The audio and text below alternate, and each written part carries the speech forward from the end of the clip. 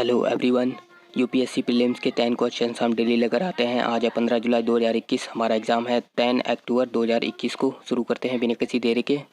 Question number 1, prime meridian does not pass through.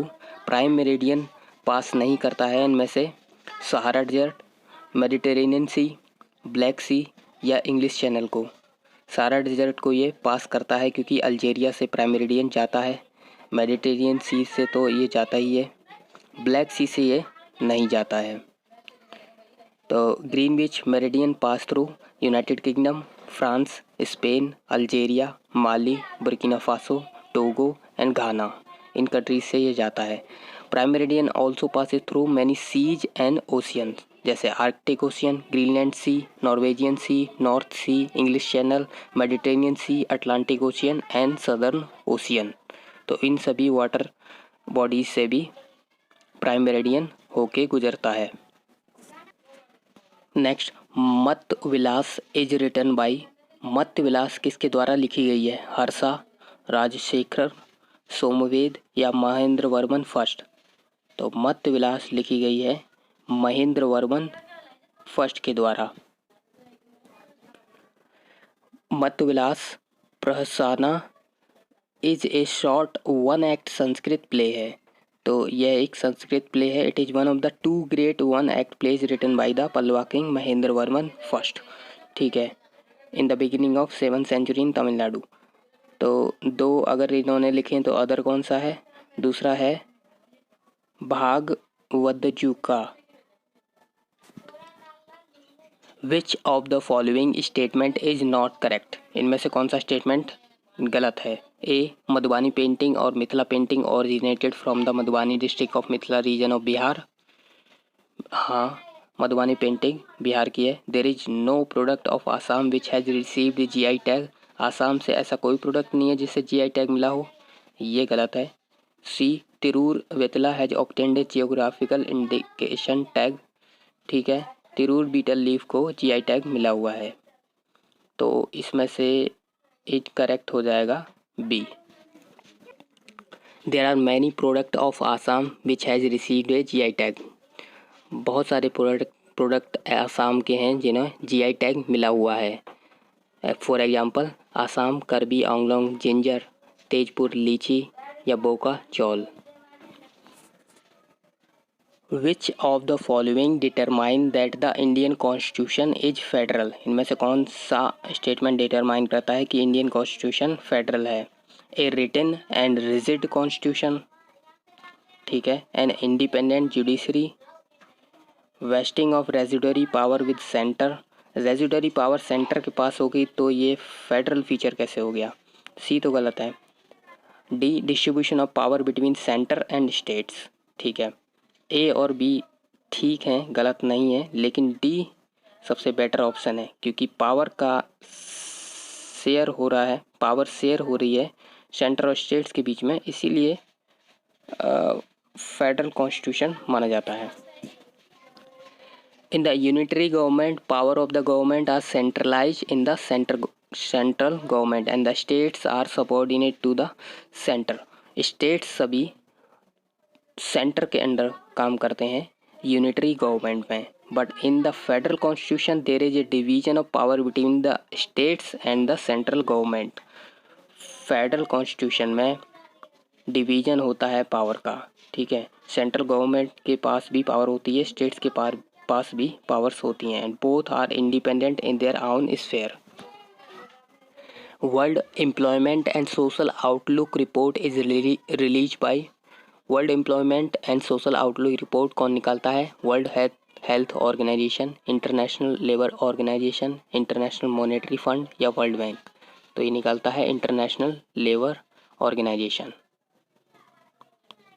International labour organization है release the world employment and social outlook trends report 2021. Pandemic has pushed over 100 million more workers into poverty worldwide. World 100 million और workers poverty के अंदर आ गए हैं। Choose correct statement about black soil. Black soil के बारे में correct statement बताना है। 1, it is also known as regur soil yes, इसको रेगुर सॉइल बोला जाता है। 2. It is found abundantly in Uttar Pradesh, Himachal Pradesh and Haryana. 3. It is rich in iron and lime. तो इसमें 1 और 3 करेक्ट है। ये अबंडेंटली उत्तर प्रदेश, हिमाचल प्रदेश, हरियाणा में नहीं मिलती है। ये डेक्कन प्लेटो जहाँ जिन स्टेट्स में फैला हुआ है वहाँ पर मिलती है। Okay. In India black soil covers almost entire Deccan plateau which include states of Gujarat, Maharashtra, Madhya Pradesh and Andhra Pradesh. आप मैप पर देख सकते हैं ग्रे एरिया ब्लैक सॉइल से कवर कर रहे हैं। Black soil are generally clayey and deep and they are also known as regur soil. They provide very favorable condition for the growth of cotton. Cotton इसमें बहुत बढ़िया उगता है। Basel II relates to which one of the following? Basel II क्या है?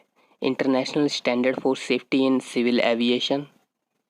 B. Measures against cyber crime. नहीं, cyber crime से इसका कोई लेना देना नहीं है। Measures against drug abuse by sport person. D. International standard for measuring the adequacy of banks capital. तो बैंकिंग से रिलेटेड है ये basal.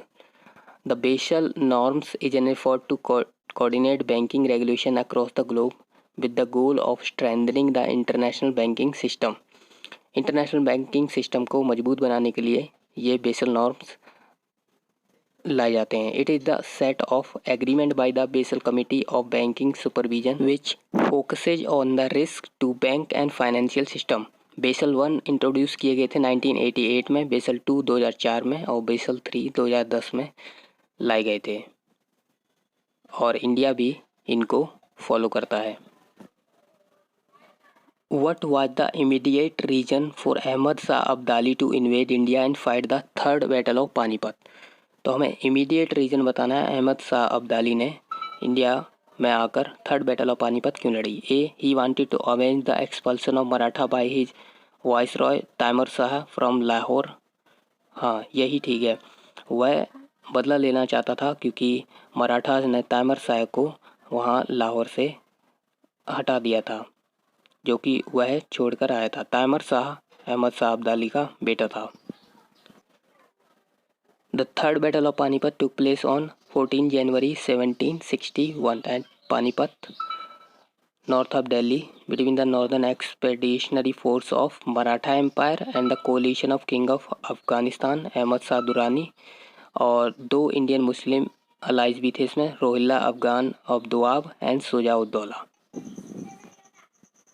Chhattisgarh does not touch the boundary of. Chhattisgarh किस स्टेट से बाउंड्री टच नहीं करता है? झारखंड, आंध्र प्रदेश, महाराष्ट्र, बिहार। झारखंड से तो करेगा ही और लेफ्ट में महाराष्ट्र है। बिहार से ये टच नहीं करता है छत्तीसगढ़। झारखंड से टच करता है बट बिहार से अपनी बाउंड्री टच नहीं करता है। मैप पर देखेंगे 7 स्टेट से छत्तीसगढ़ बाउंड्री टच करता है। Madhya Pradesh, Maharashtra, Jharkhand, Orissa, Telangana and Andhra Pradesh. Last question, consider the following statement. 1. Griha is India's own green building rating system conceived by the energy and resource institute. 2. The global housing technology challenge is organized by ministry of new and renewable energy. तो इसमें 1 statement सही है, दूसरा गलत है क्योंकि global housing technology challenge organize किया गया है by ministry of housing and urban affairs. ठीक है। The habitat Griha is the national rating system for of India for any completed building construction. Griha is recognized as India's own green building rating system in India's intended nationally determined contribution submitted to United Nations Framework Convention on Climate Change. Ministry of Housing and Urban Affairs MoHUA has initiated the Global Housing Technology Challenge. तो महुआ ने initiate किया है इस तरह का ये challenge. हमें support करने के लिए आप सब्सक्राइब ज़रूर करें। That is all for today. Thank you.